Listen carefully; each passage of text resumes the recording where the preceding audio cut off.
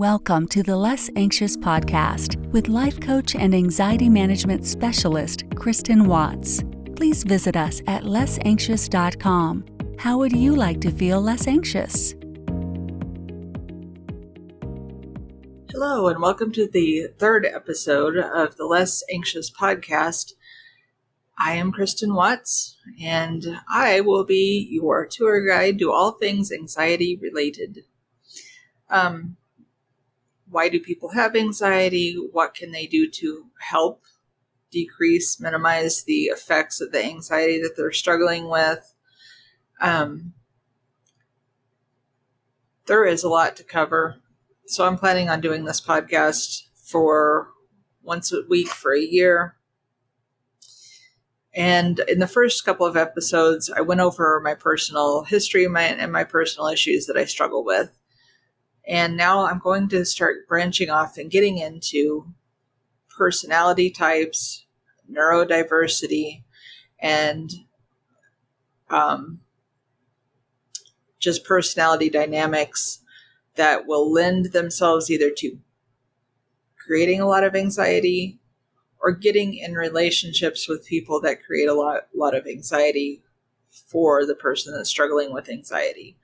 So there's so much to cover.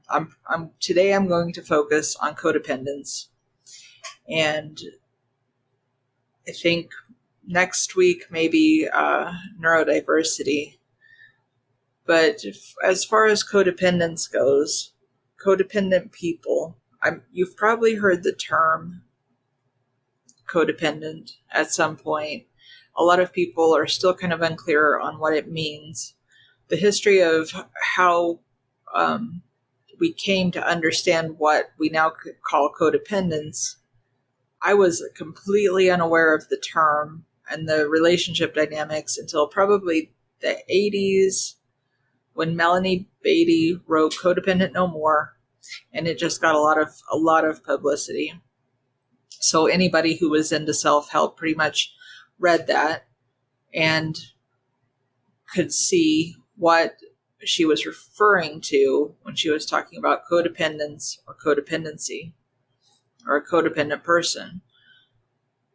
But at that point, people considered it to be a set of characteristics that usually people had if they were in a relationship, a long-term relationship that they wouldn't get out of with an alcoholic, or that they took a very long time to get out of and things got very, very, very bad for them before they got out of this relationship with this person who was struggling with alcoholism.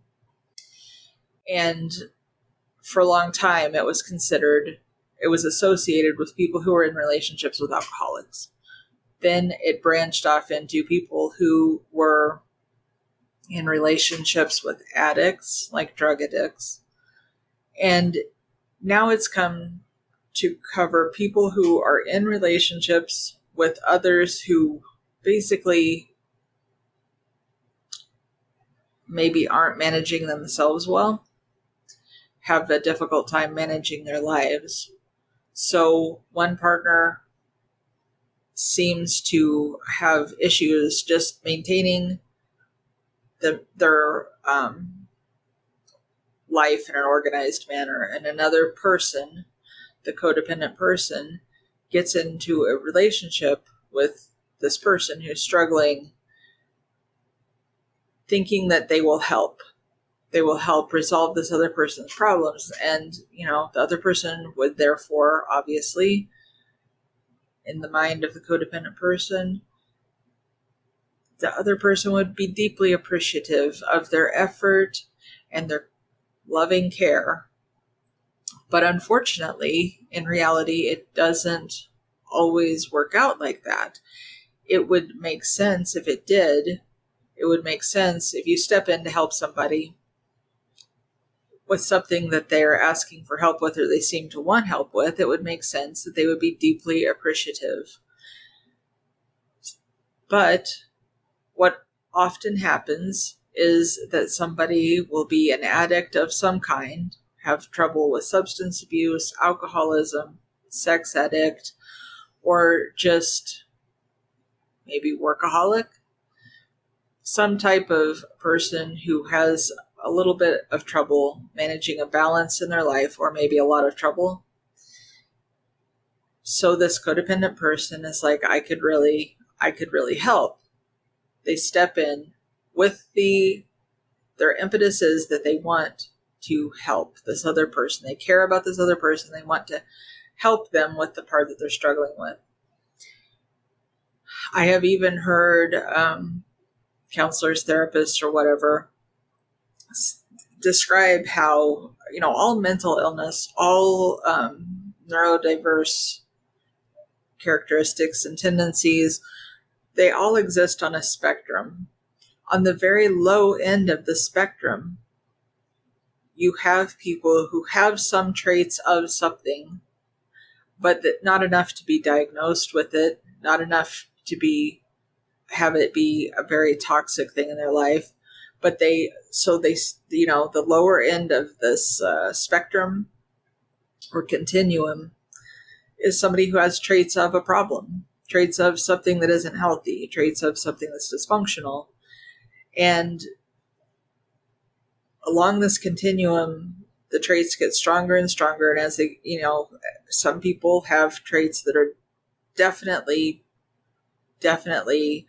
toxic to the point of being abusive or whatever.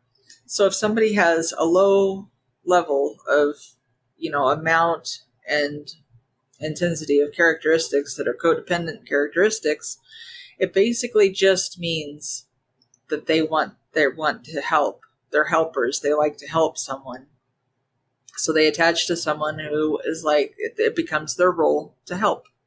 They want to help.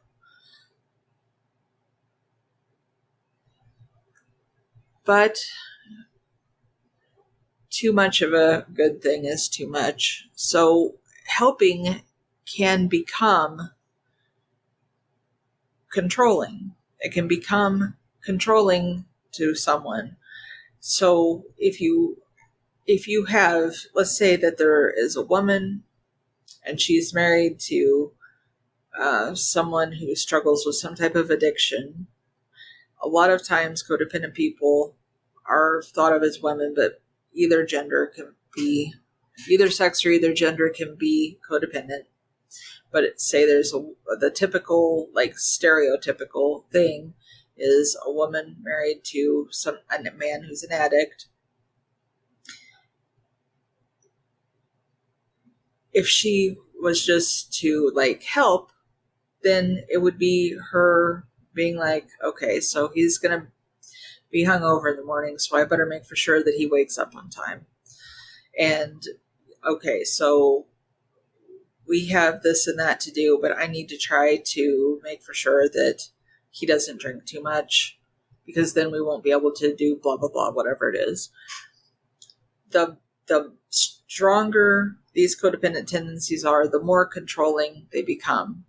And the more intensity of anxiety this person feels, this person who's married to the addict or the compulsive behavior problem person, the stronger the codependent tendencies, the more anxiety they feel and compulsive need to control. They have to control this, but in their mind, they're helping, they're taking care of this person. I need to make for sure that he doesn't drink.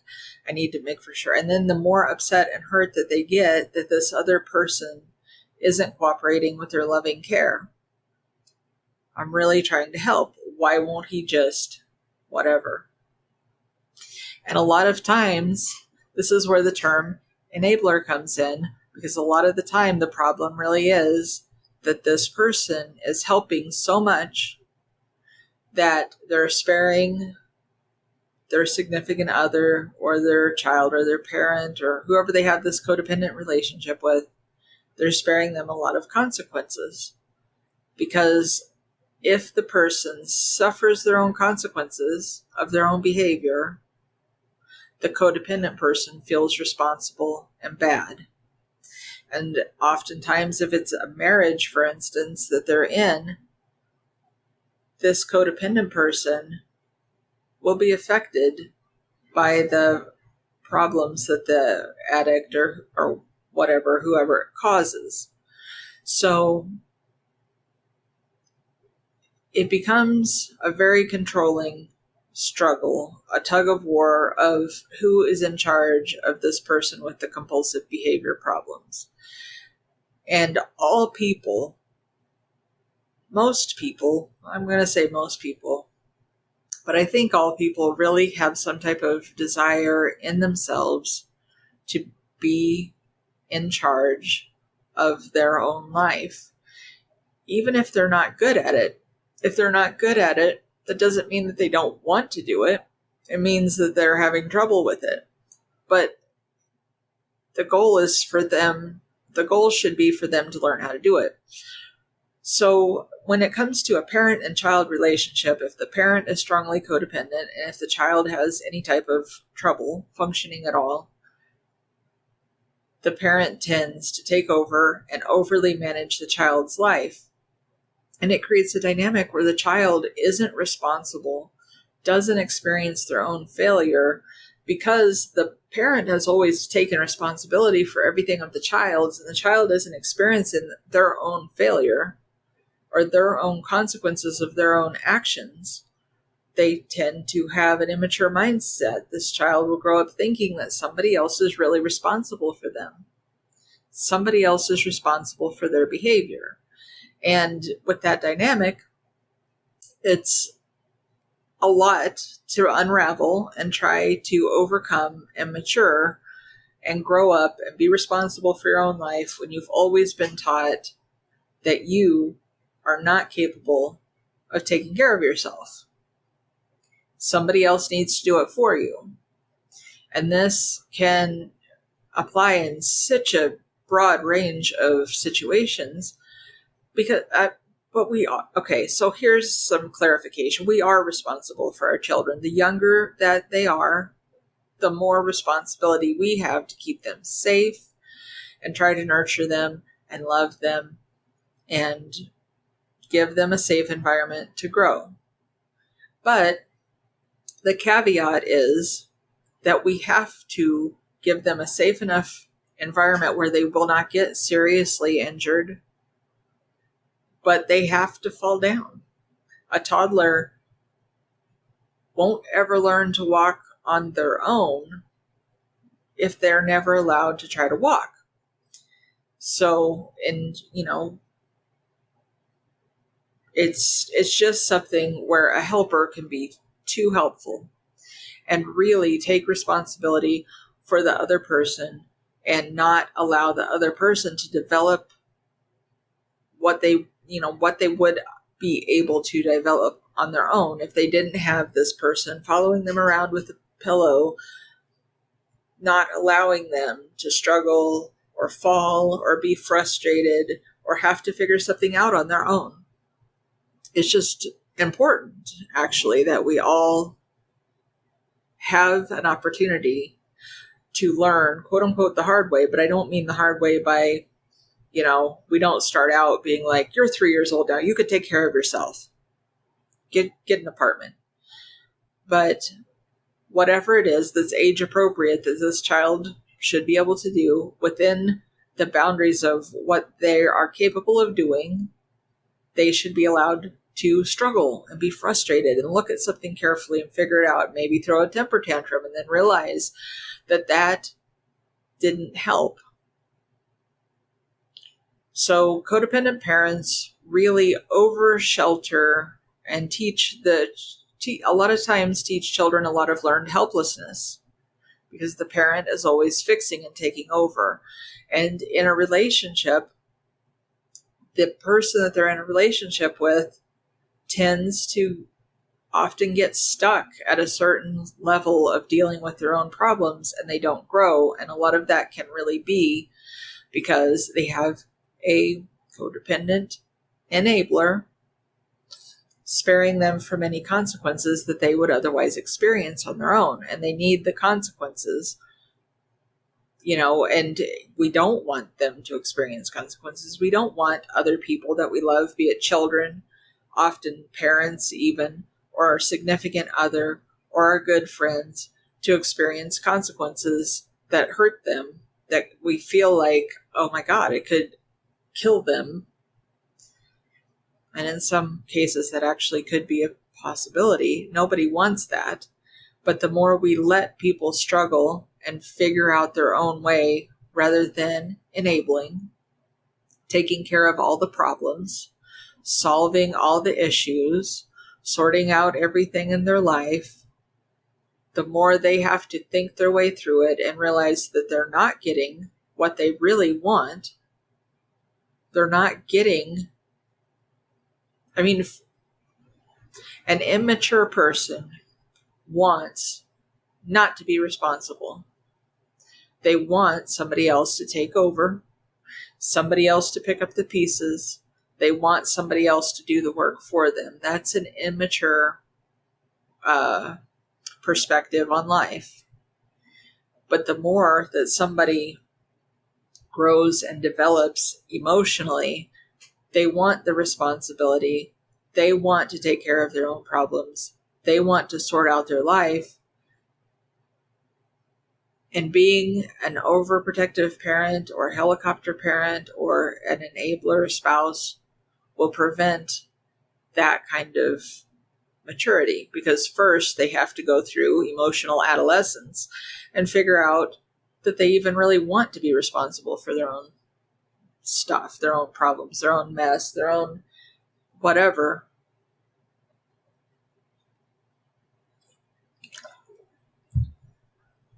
So that's the ongoing issue with codependent people. They really need to not be in a relationship with somebody who's going to fix things for them.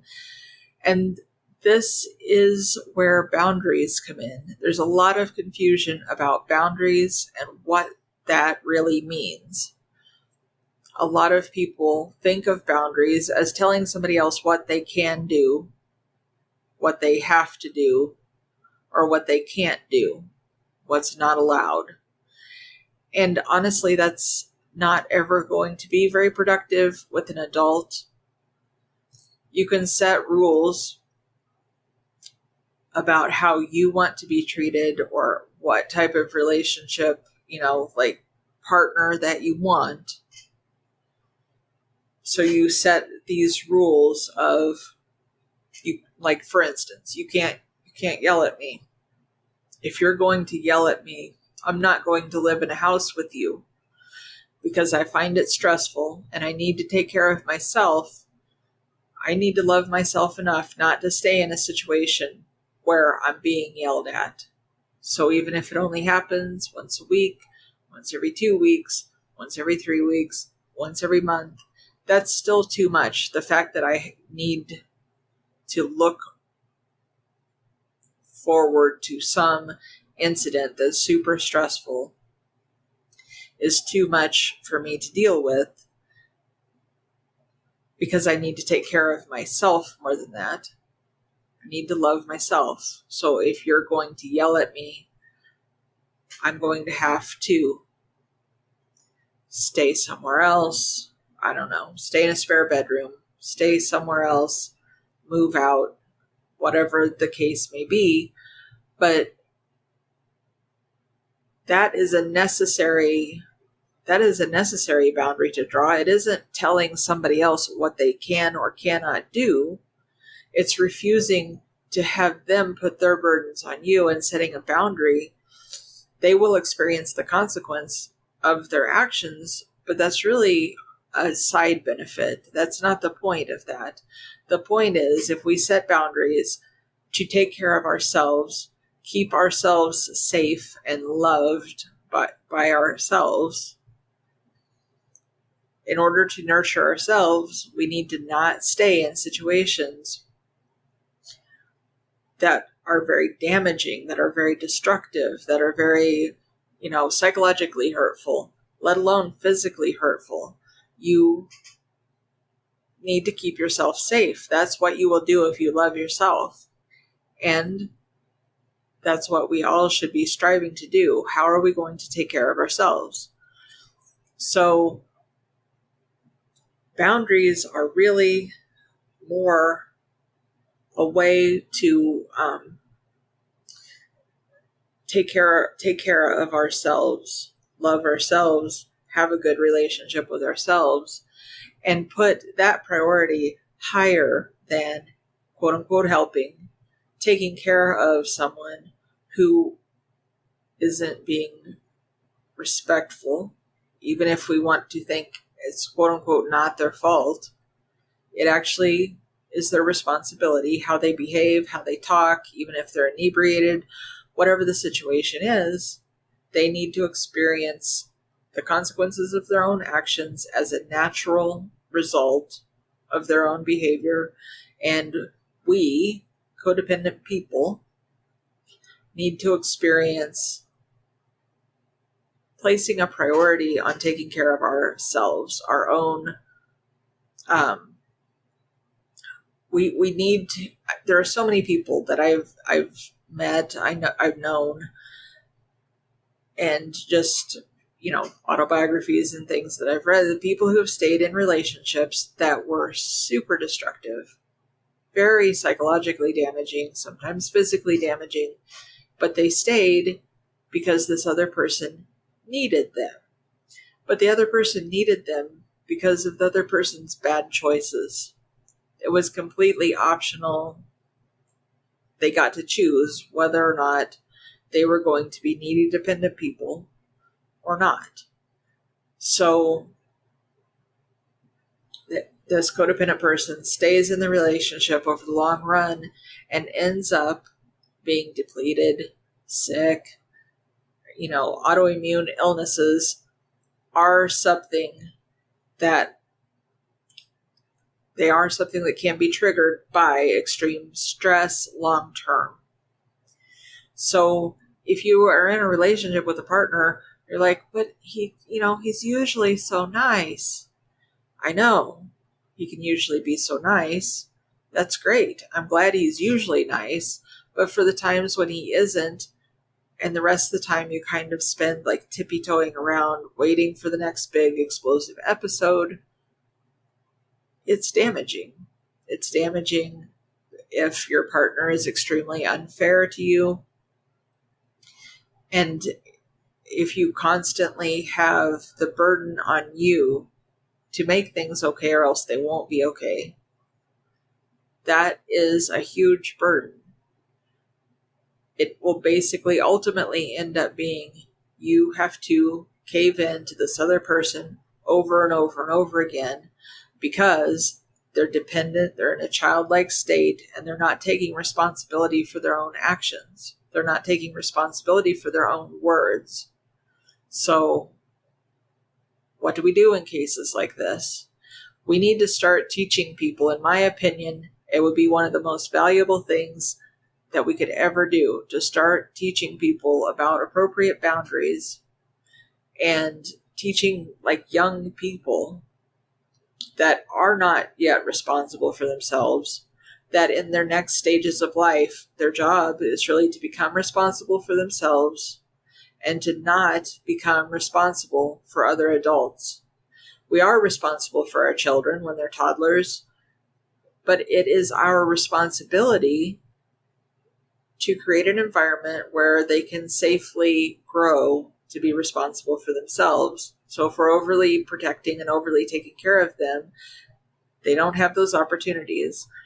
Then you end up with a lot of times very dependent, childlike teens and adults. And their job is actually to become as whole and complete and functional as possible. That's what we're all supposed to be doing and heading toward. So I guess I'm going to wrap this up by saying boundaries are going to be a topic that I'm going to cover a lot throughout this podcast. But there isn't a magical formula for how to make everything okay. A lot of times you're going to notice that if you're in a toxic, dysfunctional relationship, you can set boundaries and the other person will try to run over your boundaries. You have to have a method set up to remove yourself from the situation. You have to not be there and stay there and overly take care of them and be beaten over the head and berated. I mean that metaphorically, beaten over the head, but if it's physically, that's bad, even worse. So you have to have some type of mechanism to remove yourself from the abuse. And if you cannot currently do that, well, then that's what you need to be thinking about and making a plan toward, because people tend not to change when they have a routine of how they think about their relationship in their head. It tends to be a long-term prospect because people tend to do things out of habit and how they've seen their parents dysfunctionally deal with things in relationships. So what you have to do is come up with a plan of how can I treat myself like I love myself. If your partner isn't, that doesn't mean that you can't. So try to identify the areas in your relationship where you are taking care of the other person to the point of them not taking care of themselves, and what types of situations you need to actually be able to remove yourself from in order to be safe. And that safety also means mentally safe, emotionally safe, not having somebody yell at you, not having somebody demean and berate you, not having somebody treat you like you're the sole cause of all their problems. So anyway, this has been the third episode of the Less Anxious podcast, and I'm super excited about making it to episode 3. Yay! And I'm going to wrap it up now by saying, please treat yourself like somebody you love. There are so many people that are just treating themselves like somebody they despise and then wondering why their life isn't improving, why their quality of life isn't getting any better, why they feel terrible, terrible emotions all the time, but they don't have any boundaries. They don't have the ability to say no. They don't have the ability to remove themselves from a toxic situation. And therefore, they're stuck in these really bad cycles of terrible emotions and emotional pain. So treat yourself like somebody you love. And until next week, I'll talk to you later. You've been listening to the Less Anxious podcast with life coach and anxiety management specialist, Kristen Watts. Please visit us at lessanxious.com. How would you like to feel less anxious?